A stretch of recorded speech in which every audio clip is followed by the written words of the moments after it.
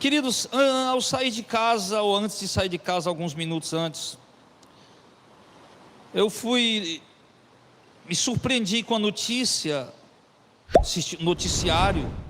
de uma invasão de milhares e milhares de pessoas ali em Brasília, invadindo os poderes, invadindo aí a esplanada dos ministérios, o gabinete de ministros do Supremo Tribunal Federal. Enfim, eles estavam ali e protestando, algumas coisas corretas, outras coisas erradas. Mas, como a gente sabe, o protesto da população, ela é sempre legítima, desde que seja feito com ordem e com um propósito alicerçado na Constituição. Mas o que me deixa preocupado, irmãos, é que a Bíblia, ela fala de revoluções. E claro, as revoluções são exatamente isso. E claro, o mundo vem em revolução há muitos séculos, que o mundo luta por revolução, que os homens lutam por poder. Mas eu quero lhe dizer, irmãos, que mesmo que a população vá lá e arranque o Lula do trono do Planalto e assente ali o mais certinho dos presidentes, nada vai mudar. Isso me deixa preocupado, porque eu olho e vejo cristãos colocando plenamente a sua esperança nisso. E além de colocar plenamente a sua esperança nesse tipo de mudança, ainda assim militando por isso. E por isso que hoje, irmãos, como cristãos protestantes que somos, até mudei aqui, eu estava até pegando o texto aqui agora, aqui mesmo, né?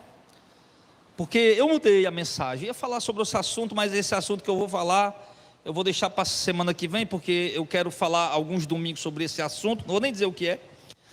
Mas hoje, por conta disso, eu quero tratar com vocês um pouco a respeito da conduta da igreja em relação aos políticos que regem a nação.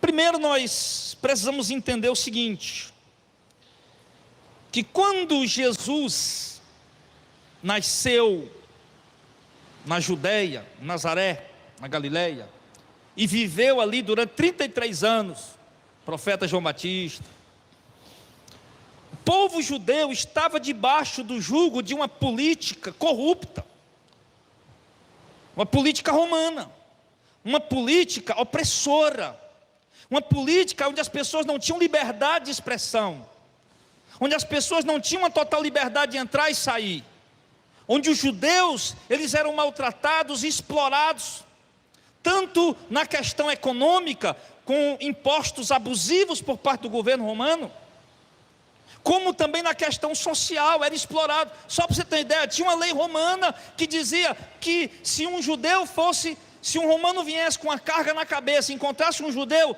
o judeu tinha que levar a carga dele durante 1000 metros. Uma lei exploradora, uma lei de desigualdade. E assim, meus irmãos, é o mundo desde então, ou mesmo antes disso. E Jesus viveu dentro desse contexto. E os seus discípulos, algumas vezes, tentaram instigar Jesus. Quando Jesus começou a pregar e começou a juntar multidões atrás dele, para quem estuda um pouquinho, lê um pouco mais de história, teologia, mergulha um pouco mais, vai entender que a preocupação dos judeus e dos romanos com a figura de Jesus eram duas, só duas. Primeiro, Jesus, um líder religioso, que estava tirando pessoas das religiões, das demais religiões, porque o judaísmo, embora uma religião só, mas tinha várias ramificações. Tinha os herodianos, dentro do judaísmo, os herodianos, tinha os fariseus, tinha os saduceus, tinha os essênios e tinha tantos outros. E Jesus ganhando seguidores, e aquela multidão seguindo Jesus, e os religiosos ficando preocupados na questão religiosa. E a segunda preocupação era política, porque Jesus, ao juntar tanta gente ao lado dele, ele poderia fazer uma oposição política muito forte, ao ponto até mesmo de tomar, de resgatar Jerusalém das mãos dos romanos, Israel das mãos do Império Romano, politicamente falando. E os políticos começaram a ficar de olho nisso. Os políticos começaram a ouvir nos seus ouvidos: olha, toma cuidado com Jesus, que ele está juntando muita gente. Olha, toma cuidado com Jesus, qualquer hora ele faz um levante aí, você se opõe aí para levantar e tomar o governo aí, vai ser ruim para nós. Estavam preocupados com isso. Só, queridos, que em nem um momento Jesus fez sequer uma insinuação para ele e os seus seguidores irem contra a política romana e tomar o poder. Muito pelo contrário. Quando vieram perguntar a Jesus se o povo de Israel, se era justo eles pagarem imposto a César, Jesus disse: sim, já que nós estamos debaixo do jugo deles, fomos dominados por eles, é a lei deles, então sim, é justo pagar. Deem a César o que é de César, deem aos políticos romanos o que pertence a eles. Mas Jesus deixou claro em relação a isso. Não que na verdade fosse justo, mas que seria, vamos dizer, o correto. E quando eles questionavam Jesus a respeito dessas questões, queriam levantar Jesus rei, quando Jesus tinha multiplicado o pão, estava lá naquele monte, que levantar Jesus rei, Jesus logo percebeu que eles queriam levantar Jesus rei. Jesus se afastou deles e foi para o monte ficar ali sozinho. Jesus não aproveitou a ocasião para dizer: então pronto, vamos invadir as fortalezas romanas e vamos tomar o império, já que vocês me querem rei. Jesus não fez isso, Jesus não insinuou. Jesus não ficou pegando os seus discípulos, evangelista Auricélio, e lançando eles contra o governo, seja lá qual fosse.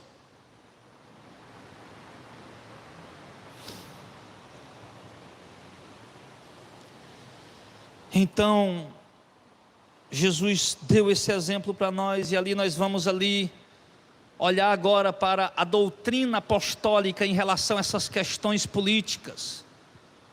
Porque a doutrina apostólica traz questões políticas com o nosso comportamento em todo setor da sociedade.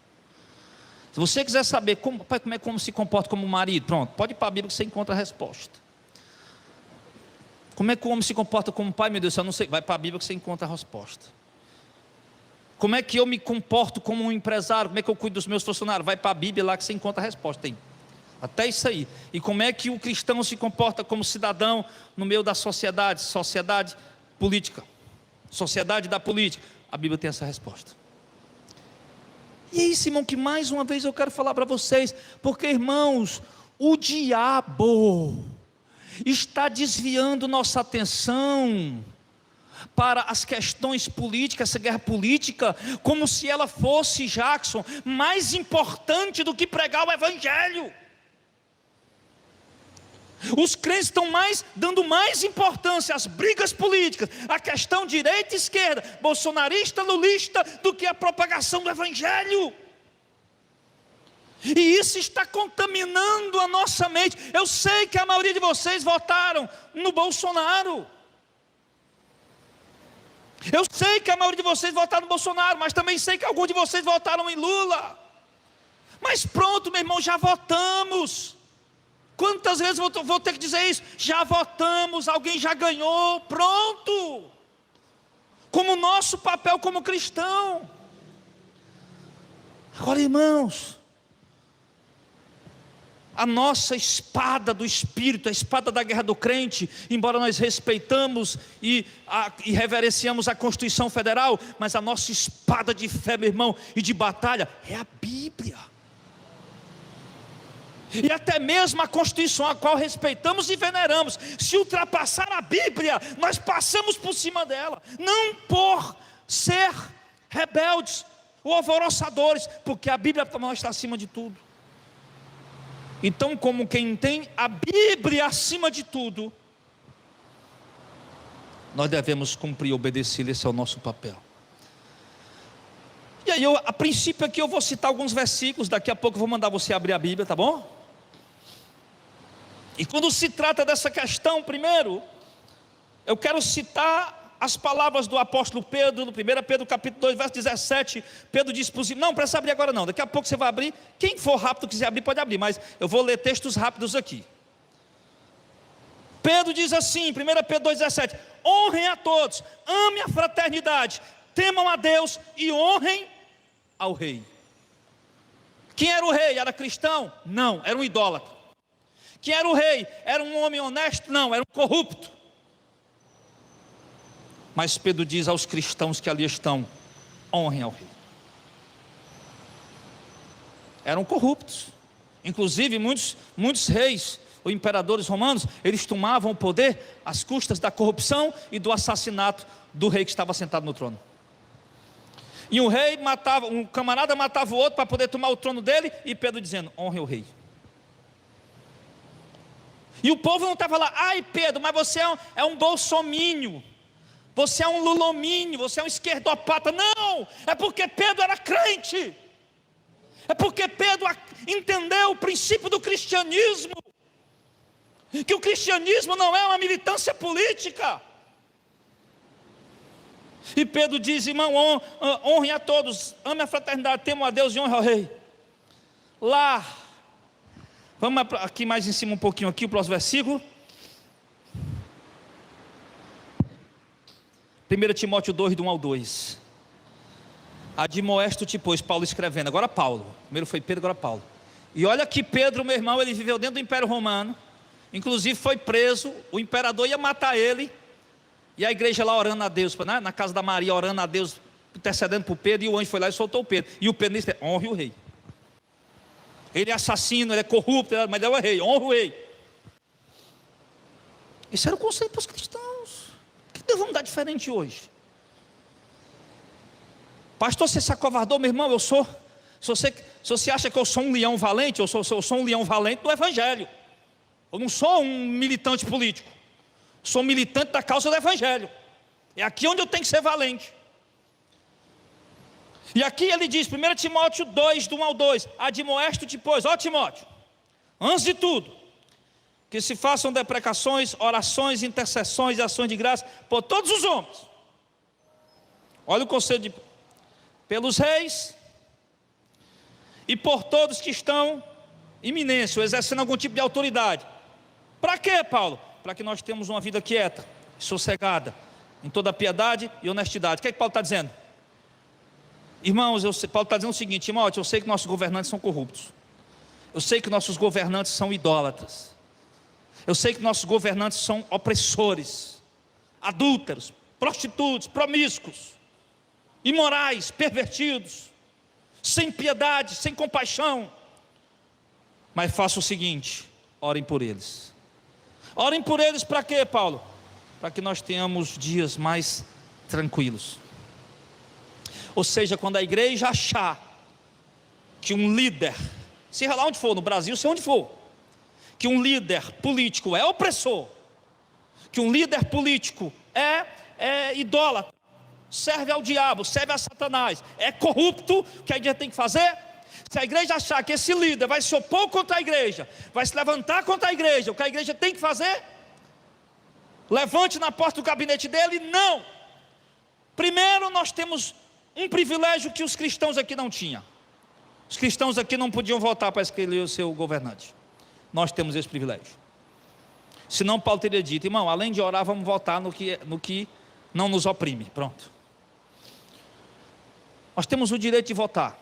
Votamos. E mesmo assim, se nós entendemos que o governante que ganhou, seja lá em que época for, e seja lá em que país você esteja, esse governante que você ganhou é a favor da liberação das drogas, a favor da linguagem neutra, a favor da regularização da maconha, a favor da legalização do aborto, e a favor da progressividade das questões, que nós temos questões tradicionais, questões mais conservadoras, e eles são progressistas, eles querem evoluir, querem avançar, querem que casamento não seja só homem e mulher, não, querem que família não seja só homem e mulher, seja homem com homem, mulher com mulher, enfim, mesmo que seja esse tipo de governo. O apóstolo Paulo diz aqui: eu sei que eles são assim, mas vamos votar e vamos orar.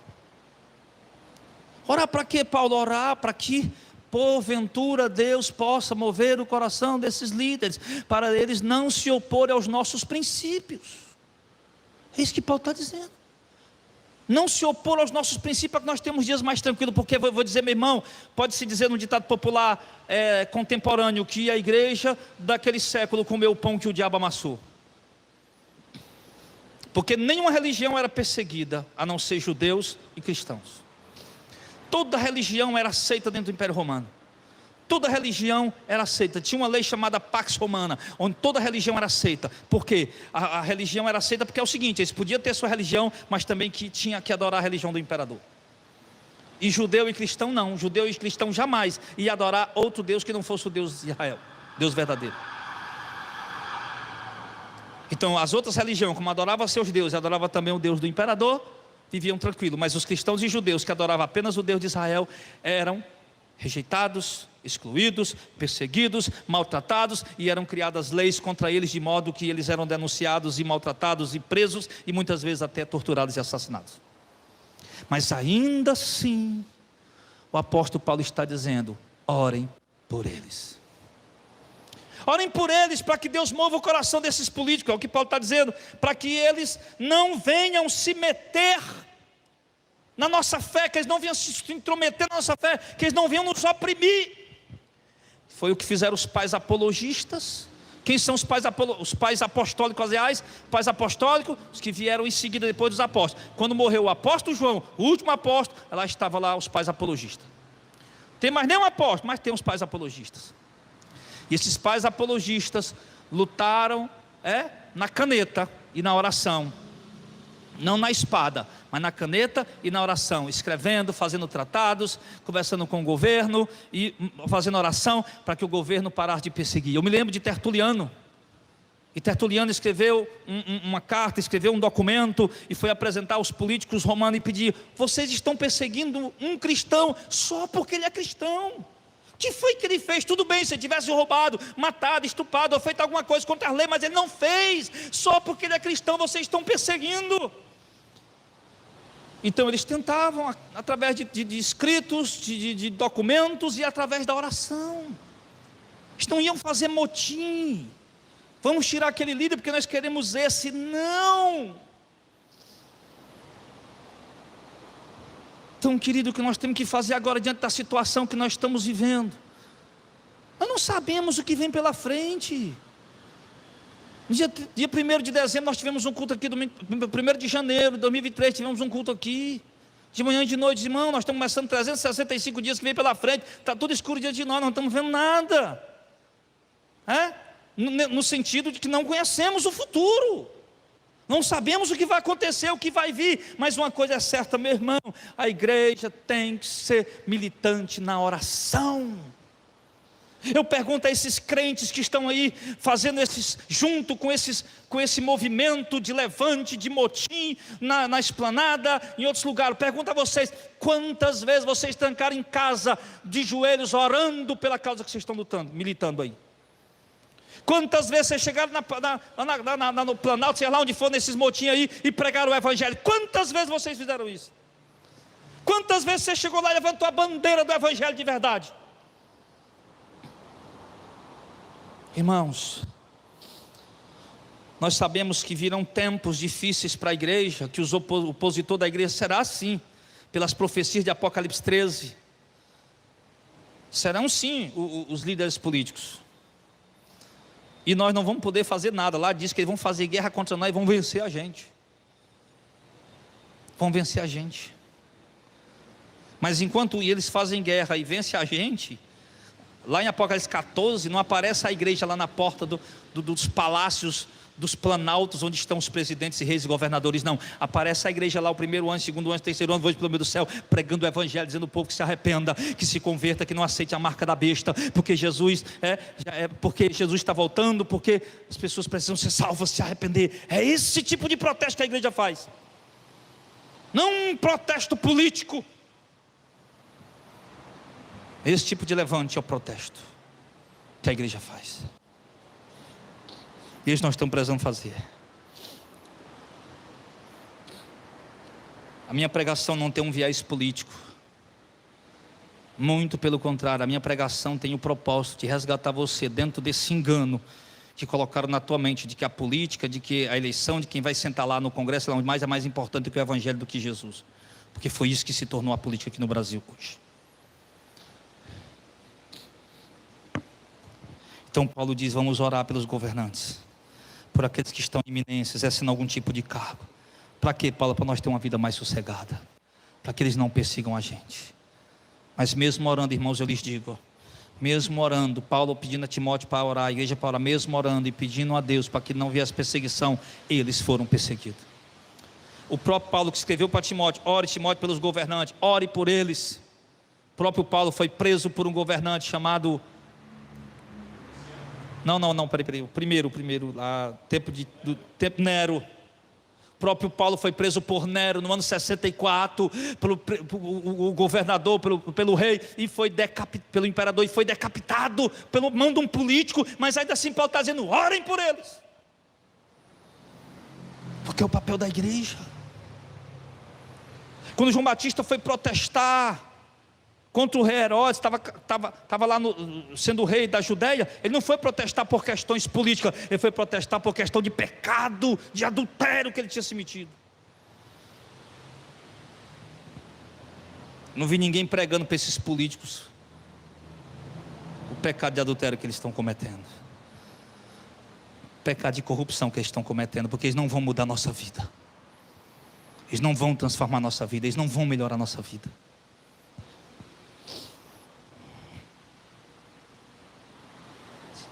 E depois Paulo escreve para Tito, capítulo 3.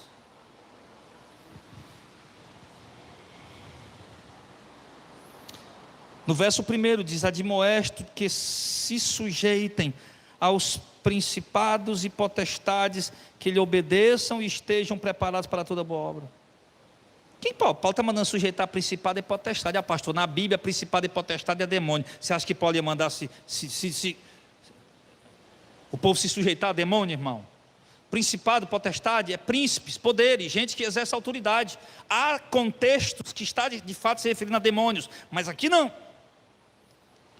Efésios capítulo 6 está se referindo a demônios, mas nesse contexto não, está se referindo aos políticos, aos principados, às potestades, aquelas autoridades constituídas que estão ali. Paulo está dizendo, sujeitem-se a eles, claro, até o limite de não ultrapassar o evangelho. Se sujeite. Quando depender de vocês, tenham paz com todo mundo, se sujeitem a eles. Só não coloquem a lei acima da palavra de Deus. Aí agora, diante disso, eu peço à igreja abrir lá em Romanos 13.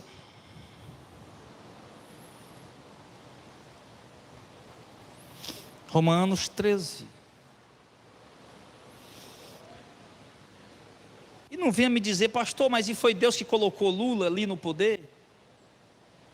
Do mesmo jeito eu pergunto, foi Deus que colocou o Bolsonaro? Não foi Deus que colocou o Bolsonaro, foi o povo que votou neles. Não foi Deus que colocou o Lula, foi o povo que votou neles.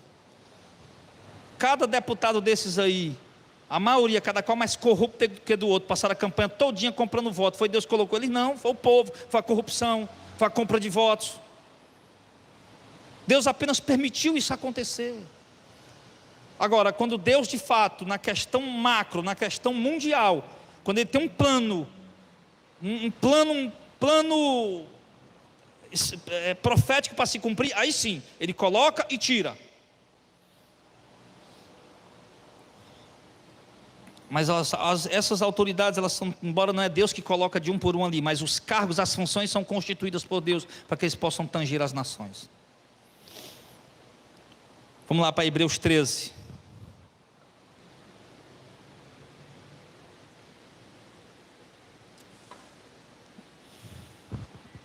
Está ficando claro aí, pessoal? Não, eu estou pregando para crente. Esse é o papel do crente. Aí se você quer obedecer ou não, aí já é problema teu. Eu, como pregador, ministro, o que é que um pregador faz? O que é que eu ensino para os pregadores? O que é que um pregador faz quando vai pregar? Ele procura conhecer a necessidade da igreja para trazer uma mensagem em cima da necessidade.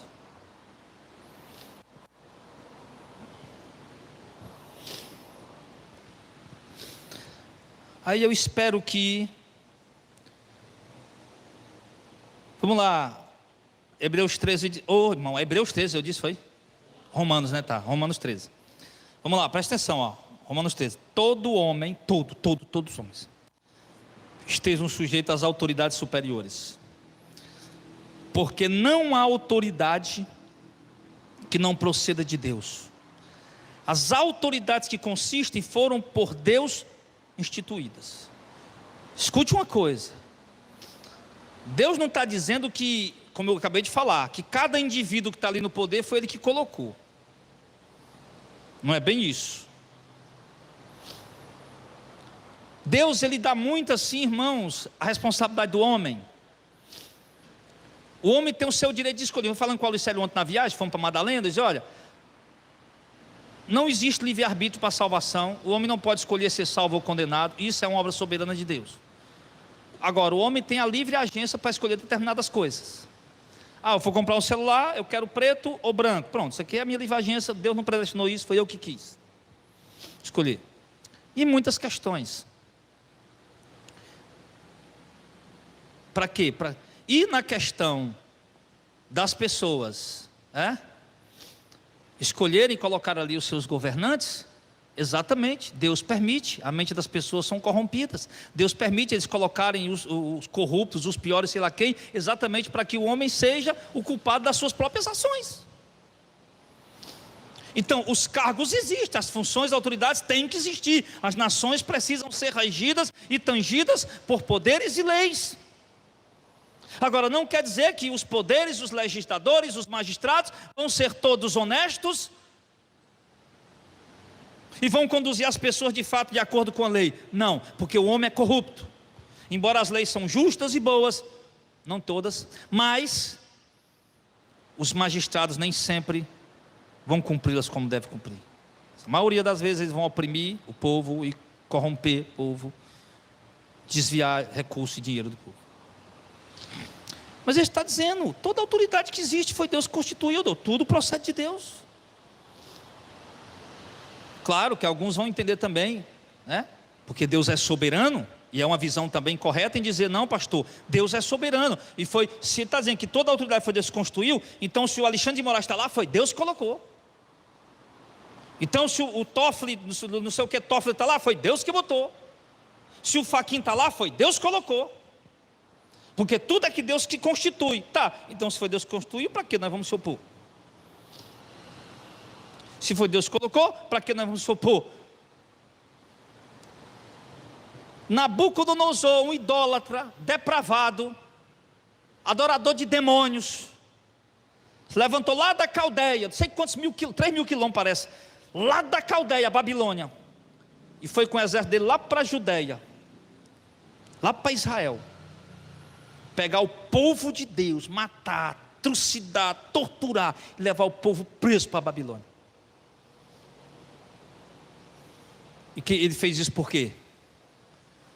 Se você for lá, você vai ver que Deus quem despertou o coração de Nabucodonosor para fazer isso.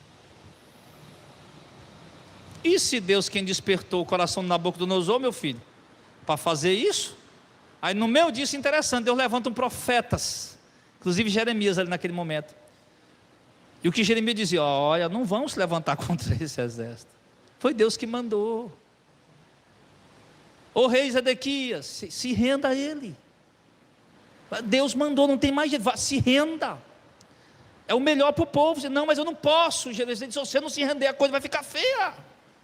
Não se rendeu. Deus tinha mandado para punir o povo dele. Deus faz coisas, irmão, que tem hora que a gente não sabe. Pai, será que é Deus mesmo que está fazendo? Será que não é? Deus é tão grande, soberano e trabalha de forma que nós não entendemos. Alguém disse, né? Quando Deus quer punir uma nação, Ele dá líderes injustos para eles. Mas nem por isso nós temos que nos levantar como os militantes políticos, como super patriotas, como os salvadores da pátria, e agora vamos lá na planada dos ministérios, que temos 3 ministérios lá, né, 3 poderes, executivo, legislativo, judiciário, tudo lá na planada dos ministérios, vamos lá invadir, quebrar tudo. Não! E o que eu faço, pastor? O que Paulo disse, o que a Bíblia diz, o quê? Vai orar. Ontem estava fazendo uma live, uma pessoa entrou, porque eu falei, irmão, rapaz, eu não queria que o Lula ganhasse. E aqui tem irmão que votou no Lula, é meu amigo, a gente conversa. E eu nunca fiquei aqui pedindo voto para ninguém, eu só disse, não, eu preferia que fosse o Cid Gomes, eu preferia que fosse a Simone, preferia que fosse a Soraya, preferia que fosse até o padre Kelme, mas não o Lula. Por quê? Porque o Lula já foi. Vamos botar outro. Sou daquele tipo de cara que eu quero ver outro lá, vamos ver, tira um, bota outro, e vamos ver para onde é que vai o negócio, o que é que dá. Aí a pessoa, e eu disse, então, queira ou não queira, o Lula é o meu presidente. Aí a pessoa entrou lá nos pastor, pois eu me recuso que o Lula seja meu presidente. Eu digo, a única coisa que você pode fazer para se recusar é se mudar do Brasil. Porque se você estiver morando dentro do território brasileiro, você pode ter ódio do Lula, ter ódio dele, mas ele é o seu presidente, acabou essa conversa. Então, o texto diz para nós, irmão, vamos nos sujeitar, obedecer as autoridades que Deus constituiu. A igreja não está fazendo isso, a igreja tem aprendido a desrespeitar. E olha no verso 2: de modo que aquele que se opõe à autoridade resiste à ordenação de Deus, e os que resistem trarão sobre si mesmo condenação. Não é condenação do inferno, pelo amor de Deus, entenda isso. Condenação, ou seja, está resistindo à autoridade, vai receber a condenação, a punição pela lei. E olha só um detalhe. Que carta é essa mesmo que nós estamos lendo, hein, pessoal? Qual é a carta aí, hein? Carta de Paulo a quem? Romanos. A sede do governo, Brasília. A sede do governo, lá onde estavam os crentes lá dentro de Roma, sendo perseguidos lá, oprimidos lá pelos romanos. E Paulo dizendo, olha, vocês estão dentro da capital aí. Dentro da capital, vocês respeitem os homens. Respeite os homens, obedeça aí, se sujeite, porque se vocês não fizerem isso, vocês vão estar desobedecendo a Deus, porque Deus quem institui essas autoridades aí. E se vocês desobedecer, vocês vão ser condenados. Condenado não para o inferno, condenado por descumprir as leis que eles impuseram para se cumprir. Quer um exemplo? Eu não vou usar cinto de segurança não, que eu acho uma lei justa. Pois não use. Se você pegar um guarda ali e pegar, você vai ser condenado, ou seja, punido. Eu não vou dar sem capacete não, porque eu detesto dar de capacete, não sei o que, vai contra a lei. Desobedece às autoridades. Você não quer, não gosta, vai andar, você vai ser condenado a pagar uma multa aí. E aí, deu o que para ti? Perdeu. Então, ele diz, aquele que se opõe à autoridade se opõe à ordenança de Deus. Irmão, entende uma coisa, os governos do mundo, o mundo tem mais de 200 e tantos países, cada país tem sua lei. Uma nação não pode viver sem uma lei. As leis romanas, Paulo sabia que tinha leis que eram justas, leis que eram injustas, leis que eram boas, leis que não eram boas. Mas ainda assim, Paulo diz, como você está aí, dentro desse país, morando nesse país aí, vocês obedeçam essas leis para que vocês não sejam condenados por elas. Eu quero morar no Catar, eu sou homossexual, mas o meu marido morar no Catar. Vai morar no Catar, teu marido lá, que você vai ser pego, vai ser preso, vai ser julgado, talvez até condenado à morte, sei lá. Mas no Irã eles fazem isso, eles matam. No Catar eu não sei se chega a esse ponto. Talvez uma surra de cipó de mameleiro, de jurema preta, aquela que não quebra, faz só envergar. Então, ele vai dizer no verso 3, por que nós temos que obedecer? Porque senão nós vamos ser condenados, ou seja, punidos pela lei aqui. Porque os magistrados não são para impor medo. quando se faz o bem. Olha isso aqui. As leis, os magistrados, não é para você ter medo quando você faz o bem, e sim quando se faz o mal. Queres tu não temer as autoridades? Faça o bem e terá louvor dela. Eu não quero ter medo das autoridades? Então cumpra a lei que eles estão ordenando, desde que não ultrapasse a palavra de Deus. Claro, qualquer governante que puser leis que ultrapasse a palavra de Deus, aí a gente não tem a obrigação de cumprir não, porque a Bíblia é a constituição das constituições.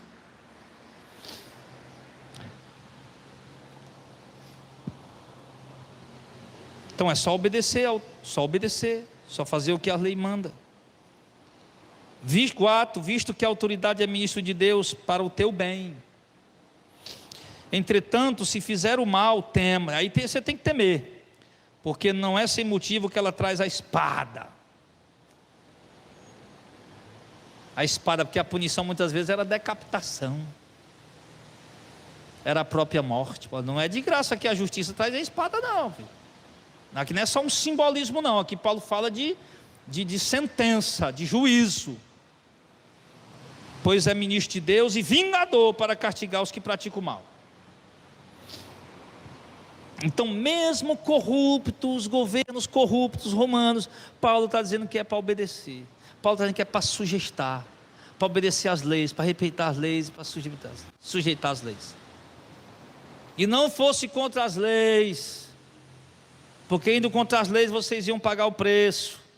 Viu aquela mulher do pastor, semana passada, final do ano, a última live que eu fiz, mulher do pastor, estava lá, o pastor tentou invadir a delegacia federal para resgatar o tal do índio lá que disse que é pastor, que se o índio é pastor, era para ele estar tocando tambor e cuidando dos crentes lá da tribo dele, não era para ele estar lá invadindo, não sei lá o que.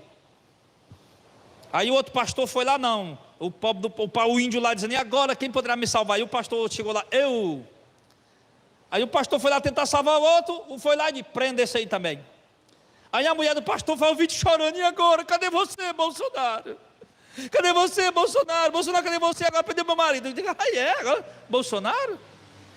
Eu já tinha feito uma live antes disso, Bolsonaro tem dinheiro para pagar advogado, Bolsonaro tem dinheiro para pagar fiança, Cila Malafaia também tem, se precisar gastar 100, 200 mil, eles gastam, para ele não vale nada, mas tu não tem não. Tu não tem sei quantos mil para pagar advogado não, tu não tem sei quantos mil para pagar fiança não. Vai lá que eles vão te prender e Bolsonaro e Malafaia não vai fazer coisa nenhuma. Aí estava lá, agora precisou passar por isso para acordar. Aí perguntando, cadê o Bolsonaro? Cadê o Bolsonaro? O Bolsonaro estava lá onde era? Em Miami, era? Miami, meu filho. E cadê o... Porque ela devia ter chamado pelo Malafaia. O Malafaia devia estar por aí, curtindo por aí, alguma coisa aí. Então, pessoal, é autoridade, ministro de Deus para o teu bem. Entretanto, se fizer o mal, tema, porque não é sem motivo que ele traz a espada, pois é ministro de Deus vingador para castigar o que pratica o mal. É necessário que vocês lhes sejam sujeitos, não somente por causa do temor da punição, mas também por causa da sua consciência. Ele está dizendo, temer, respeitar as autoridades e as leis, não é com medo de ser punido, por causa da tua consciência diante de Deus, porque sabe que Deus quer que você guarde as leis, que você obedeça às leis, que você respeite as autoridades magistrados. Mas é um ladrão, não sei o que mais. Os políticos romanos que Paulo está escrevendo aqui também era ladrões, idólatras, bruxos, aqui os políticos aqui era tudo isso, pedófilos e tudo mais. Então ele vai dizer aqui, ainda mais aqui, Paulo ainda dá um conselho, que Paulo, se eu te pegasse aqui, eu puxava tuas orelhas. Ele diz aqui, verso 7, verso 6, por esse motivo pague também tributos. Por esse motivo pague também tributos, porque eles são ministros de Deus. Paguem a todos o que é devido, a quem tributo, tributa, a quem imposto, a quem respeita, respeita, a quem honra, honra. Mas aos magistrados, mesmo corruptos, pedófilos, sei o que mais, Paulo diz, respeitem, honrem. E é isso que nós temos que fazer. Esse é o papel do cristão. O pessoal vai lá, pastor, mas o Salomão era político. Era, Davi também, era. Mas nós não estamos nesse contexto mais, irmão. O contexto outro hoje é outro.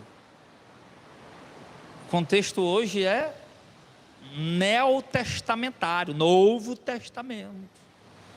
Paulo não era político, Pedro não era político, João não era político, não. Então esse é o nosso papel. Se o povo quer ir, deixa o povo ir.